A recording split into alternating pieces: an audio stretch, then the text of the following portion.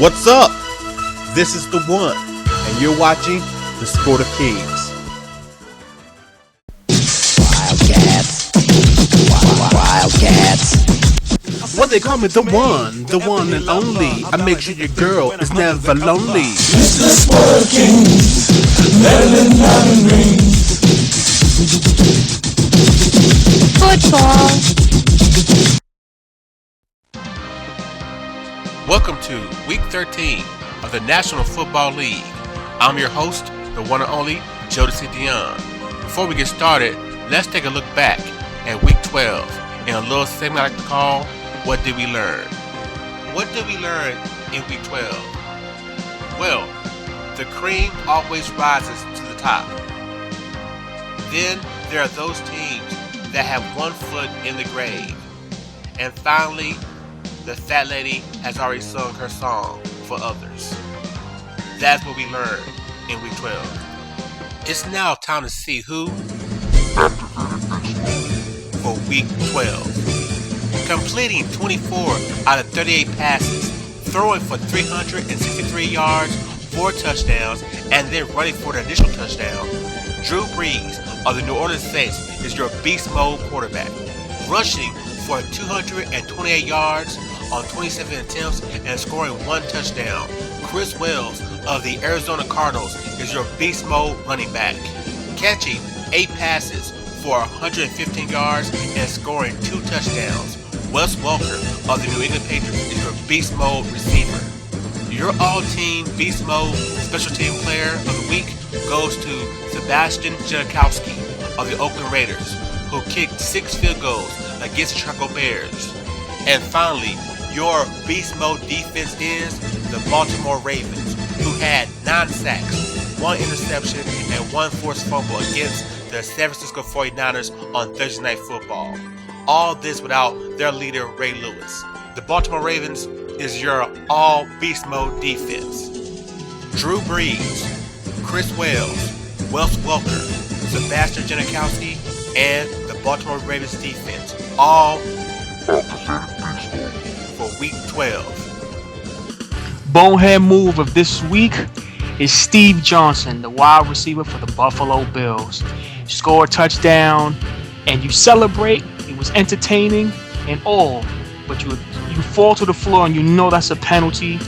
And it's all good if you catch the game-winning touchdown, and you didn't do that. You dropped that too. That's this week's Bonehead move of the week. Now join the S41 Picks and Predictions show on the PNK Sports Network, already in progress. What's up, everybody, and welcome to the S41 Picks and Predictions show on the PMK Sports Network. I'm your host, Jodecideion, and my man to my left, Your boy S4Y. Once again, brought to you by Bitches. You know you love them. Going 4-0 last week with an overall record of 10-3 for the season. Here are our picks and predictions for the best 3 games of Week 13. Game number 1, 1 o'clock p.m. The Cincinnati Bengals heads to Heinz Field to play the Pittsburgh Steelers. This is a rematch of a game that took place 3 weeks ago, where the Bengals played the Steelers hard, but came up short in the end. Now, let's see if they learned anything.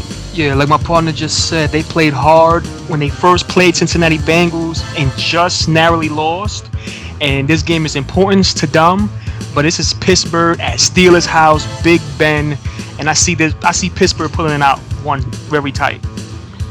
Yeah, I'm gonna go with you just because it's a home game. I think Cincinnati, they played well enough last game to win it, and they have the parts they need. But it's just, that home cooking I think will come through. Now it does matter if Troy Polamalu actually plays. He had a concussion, I think, Week 12, and so he got pulled out during that game. So if he shows up, they'll definitely win. But it really depends, in my opinion, if he plays or not. Game number 2, 1 o'clock p.m. The Atlanta Falcons heads to Reliance Stadium to play the Houston Texans. The Falcons come out from a dominating win last week against the Minnesota Vikings, and the Houston Texans won their game, but also lost their second quarterback for the year. Yeah, and Atlanta's coming in hot. Houston is going on a third-string quarterback, and Atlanta got a lot of weapons. Houston got one of the best defenses in the game. They got a good running game. But if it's close and it comes to the end of the game, I'm gonna have to go with Atlanta. I think the third string might hurt Houston by that time, so I think Atlanta's gonna take it. Yeah, this is a quarterback game, so I'm gonna go with Matty Ice. I'm gonna say he wins the game because right now we have no idea who's gonna start for the Houston Texans as quarterback. I mean, there's word on the street that they're trying to get maybe Brett Favre to come in, and so I ain't trusting that at all. So I'm looking for the Falcons to win this game. And our final game of the week, 8 p.m. Sunday Night Football, NBC. The Detroit Lions head to New Orleans to play the New Orleans Saints. The Detroit Lions lost to the Green Bay Packers Thanksgiving, and also lost their dominant defensive player in Ndamukong Suh. The New Orleans Saints just put a straight ass whooping on the Giants Monday night. Yeah, New Orleans came off from that bye and putting the beats on the Giants. They on fire. They at home. When they at home, they are one of the best teams in the NFL. Detroit, high-power offense. No Sue. He got suspended for his act what he did in Thanksgiving. I think it's going to be a shootout, but I think New Orleans take this by at least 2 touchdowns. Yeah, I'm going with the home team as well. The Saints, they're a different team when they're at home. They're a dominant team. They're a fast team. And Detroit had a chance maybe to hold them to maybe one touch. Well, to make them punt the ball at least one time if they had Sue. But without Sue, I just see them going up the field the same way they did against the Giants on Monday night. So I'm picking the Saints, and I'm picking them big. Thank you for watching the S41 Picks and Predictions Show on the PMK Sports Network. I'm your host, Jodecideion. And your boy S4Y. Thanks for watching. See you next week. And this is the S41 Picks and Prediction Show of this week, sponsored by Bitches. You know you love them. Once again, thank you for watching The Sport of Kings. We'll see you next time. Take care.